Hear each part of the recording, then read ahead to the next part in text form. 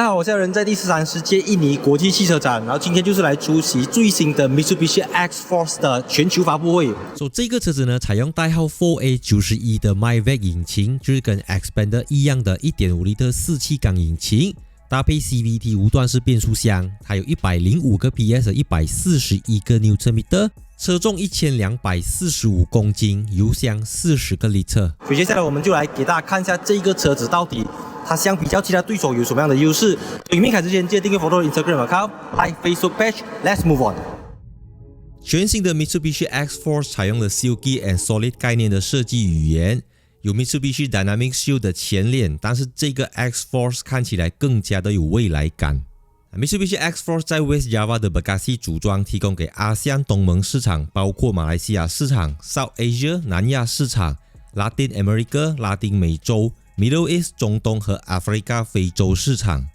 尺寸方面 ，X-Force 是4390mm 乘1810mm 乘1600mm， 比 HR-V、X50 和 Yaris Cross 都还要来得长、来得高、来得宽。那它的轴距是2650mm， HR-V 2610。X50 2600，所以它可以算是所有的 Compact SUV 里面轴距最长的。再来这个 Mitsubishi X-Force 呢，它的车身离地间隙高达222个 mm，HR-V、X50 和其他对手都在196mm 左右，所以呢，它的离地间隙是最高的，而且它也是首度采用了 Mitsubishi 4轮驱动技术的 Two-Wheel Drive Mitsubishi 车型。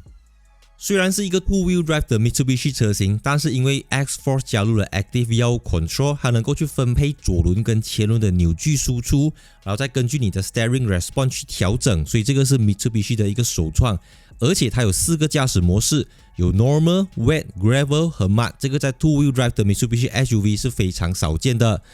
那另外呢 ，Mitsubishi X-Force 采用了 MacPherson Strut 前悬挂和 Torsion Beam 后悬挂，然后它的悬挂系统是针对亚细安东盟市场来调教的，而且它也有 5.2 米的 Turning Radius， 就是它在 U 转的时候能够更加的灵活，更加的快。再来 Mitsubishi X-Force 前后都用的是 Disc Brake 碟刹，还有225/50 R18 寸的轮圈，让整台车子看起来更加的大气，更加的魁梧。再来内饰设计也是 Mitsubishi X-Force 的一大亮点，它的中控台采用了 Horizontal Axis 的概念，有 12.3 寸的 Smartphone Link Display Audio 和8寸的 Digital Driver Display。那这个 12.3 寸的超大荧幕呢，它就支援 Apple CarPlay 和 Android Auto， 然后它还有一个 Multi Display， 就是向经典的 Pajero 致敬。而且它的整个中控台呢，就首度使用了 Melange Fabric， 就是一个混合面料的 Fabric， 从整个中控台一直延伸到中央扶手的地方，就跟之前以往的 Mitsubishi 同类型的车款非常的不同，整个就是尽显这种非常前卫的内饰造型设计。作为新时代的 Compact SUV， Mitsubishi X-Force 当然少不了 ADAS 主动式安全辅助系统，包括 Adaptive Cruise Control 自动跟车的自动巡航系统，Front Collision Warning 前方预防碰撞警示，Auto High Beam 自动调节远光灯，Lead Car Departure Notification 前车离去提醒功能，和 Blind Monitoring 盲点侦测 Record Traffic Alert 退车警示系统等等。所以这个 Mitsubishi 全新的 Compact SUV Mitsubishi X-Force 呢，它在很多地方，无论从车子的宽度、长度、悬挂的调教，它的 U 转半径、离地间隙，还有它的 Approach Angle、驾驶模式等等，它都是比同级的对手，像 HR-V、X50 和 Yaris Cross 东南亚市场的 Yaris Cross 还要来得讲究。我们来看一看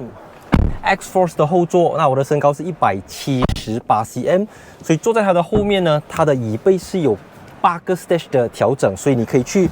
adjust 这个椅背，你可以去调整。然后中间这边呢，它是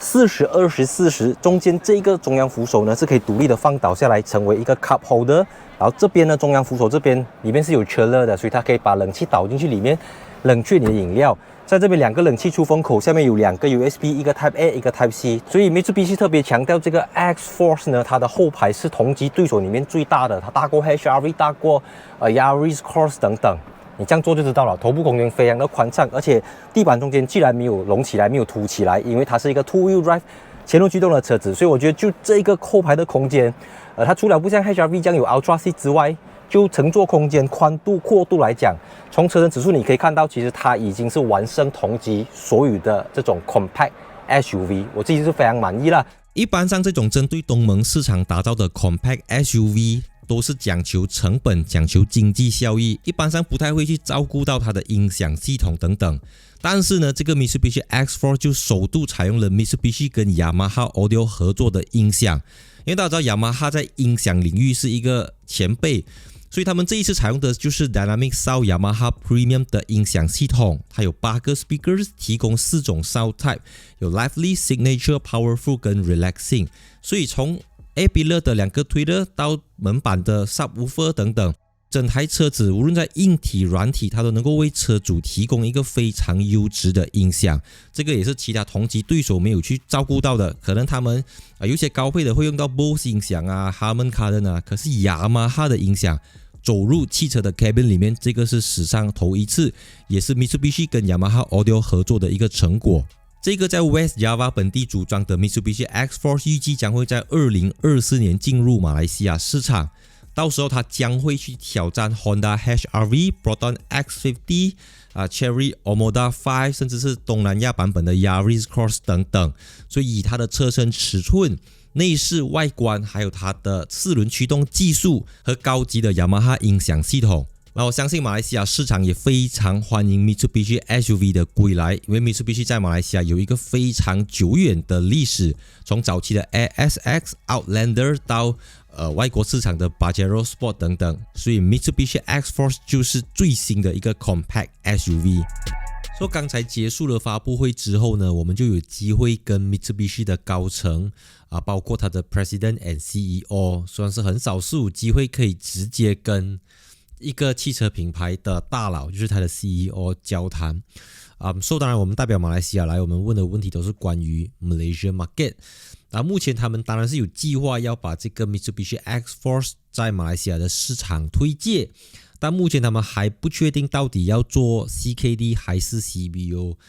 因为如果你要跟他的同级对手打，我们说无论是 HR-V、X50 甚至是 Chery Omoda 5等等，他们都在马来西亚组装，才可以享有这个成本的优势。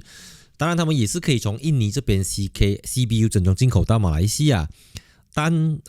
它还是会很贵啦，所以我觉得这辆车子大概会卖到120-130千也说不定，如果就我这样看它的 spec。 那当然我们还有问到另外一个问题，就是因为这台车子它在印尼组装，然后它有80% 都是 local content， 就是讲说这台车子只有20% 的东西不是从印尼来的，所以如果它要把这个东西搬去马来西亚生产的话，它要解决这80% 的 supplier， 你知道吗？它的供应商等等要从哪里来？那它又会是另外一个问题。那再来一个大家可能比较关心的就是 Mitsubishi 这一次没有为它提供 1.5 Turbo